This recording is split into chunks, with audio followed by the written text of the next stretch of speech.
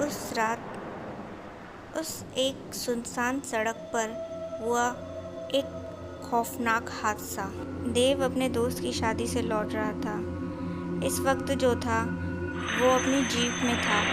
वो अपनी जीप को बड़ी ही तेज़ी से उस रास्ते पर दौड़ा रहा था और तभी जो है अचानक से ही रास्ते के बीचों बीच कुछ ऐसा आया जिसकी वजह से उसकी जो जीप थी उसका टायर पंचर हो गया और उसकी जीप अचानक ही रास्ते पर रुक गई। अपनी जीप से नीचे उतर कर देखने लगा तो उसने देखा कि उसका जो टायर है वो बिल्कुल पंचर हो चुका है। तो उसके पास एक एक्स्ट्रा टायर था तो वो उसे लेकर जो था अब टायर को चेंज करने लगा था। देव यहाँ पर जैसे ही अपने टायर को चेंज करने लगा तभी जो था उसने देखा कि उसकी जो जीप है उसमें एक लड़की बैठी हुई है। उसने ध्यान नहीं दिया था और जब ध्यान दिया तो वो एकदम से हैरान हो गया क्योंकि उसने उस लड़की को आते हुए नहीं देखा था। तो वो उस लड़की के पास गया और उससे पूछने लगा, तुम कौन हो और इतनी रात गए मेरी जीप में क्या कर रही हो? तो इस पर उस लड़की ने कहा, बाबू साहब मैं पास के गांव में रहती हूँ, क्या आप मुझे वहाँ तक छोड़ सकते हैं? तब तक जो था देव ने अपने जीप का टायर भी चेंज कर लिया था। वो लड़की बहुत ज़्यादा खूबसूरत थी जिसे देख देव जो था बिल्कुल भी मना नहीं कर पाया।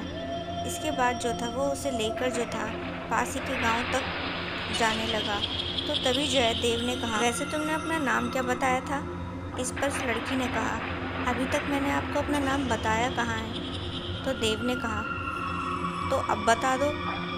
तो तभी जो था उस लड़की ने कहा, मेरा नाम मोहिनी है। तो देव को जो था उसका नाम बड़ा ही अच्छा लगा और वो लड़की भी उसे पहले ही बहुत अच्छी लगने लगी थी। इसके बाद जो था जब देव अपनी जीप चला रहा था तो उसने उस लड़की से कहा, तुमने अपने गांव का क्या नाम बताया था, कहाँ पहुँचाना है तुम्हें? तो उस लड़की ने कहा, पास ही में एक जंगल है साहब, बस वहीं रोक दीजिएगा, उस जंगल में ही मेरा घर है।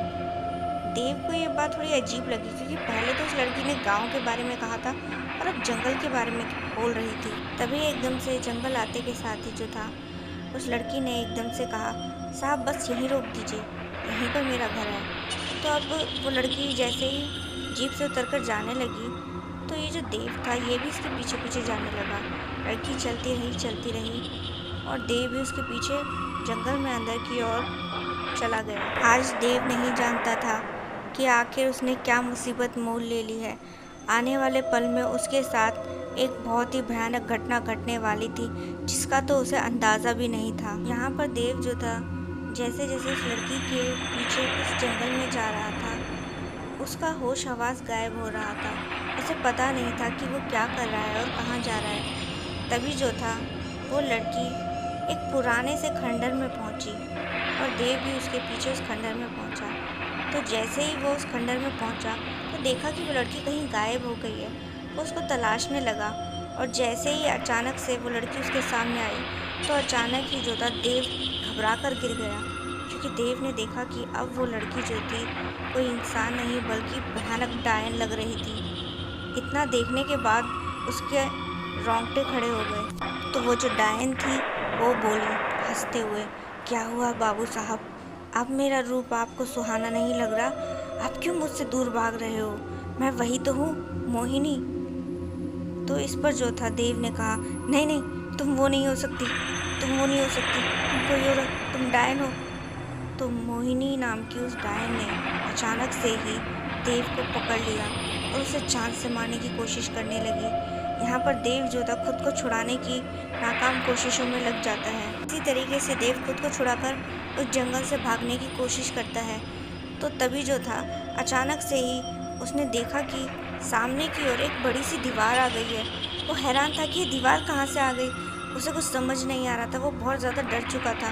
तभी वो एकदम से ही एक आहट सुनने के बाद जो था बाजू के पेड़ पर जाकर चढ़कर बैठ गया। पेड़ के ऊपर से जब देव ने नीचे देखा तो उसने देखा कि वो जो डायन थी वो वहाँ पर टहल रही थी, वो भी अपने पैरों और हाथों के बल, जैसे वहाँ कोई जानवर घूम रहा हो। ये सब देख जो था देव के गले में सांसें आकर अटक गई थी। उसे तो समझ नहीं आ रहा था कि अब वो जंगल से कैसे बाहर निकले क्योंकि वो दीवार से इतनी ऊंची दीवार थी कि उसके ऊपर से तो जा नहीं सकता था। अब क्या किया जाए? और फिर देव ने देखा कि वो जो डायन थी दूसरी ओर चली गई थी। तब जो था देव पेड़ से नीचे उतरा और उस दीवार को देखने लगा। फिर जैसे ही उसने उस दीवार को टच किया तो उसे मालूम हुआ कि उसका जो हाथ है वो दीवार के आर पार चला गया है। तब उसे समझ में आया कि ये सब एक माया जाल है और वह तुरंत ही उस दीवार से पार हो गया और उसे ज़रा भी चोट नहीं लगी। और वहीं जब देव वहाँ से आगे की ओर गया तो उसने देखा कि वो डायन भी उसके पीछे है। वो डायन बुरी तरीके से चीखने और चिल्लाने लगी और डराकर जो था देव को रोकने की कोशिश करने लगी। लेकिन देव ने भी कह दिया था तू कुछ भी कर ले, लेकिन मैं तेरे कहने से रुकने नहीं वाला। और इस तरह जो था देव बड़ी ही तेज़ रफ्तार में जो था उस जंगल से बाहर आ गया और डायन भी उसके पीछे पीछे ही आ रही थी। देव तुरंत ही अपनी जो जीप थी उसमें बैठा और वो डायन भी तब तक वहाँ से बाहर आ चुकी थी। लेकिन शायद उस रोज़ देव पर भगवान की अच्छी कृपा थी तो वो वहाँ से बचकर ज़िंदा वापस निकल गया।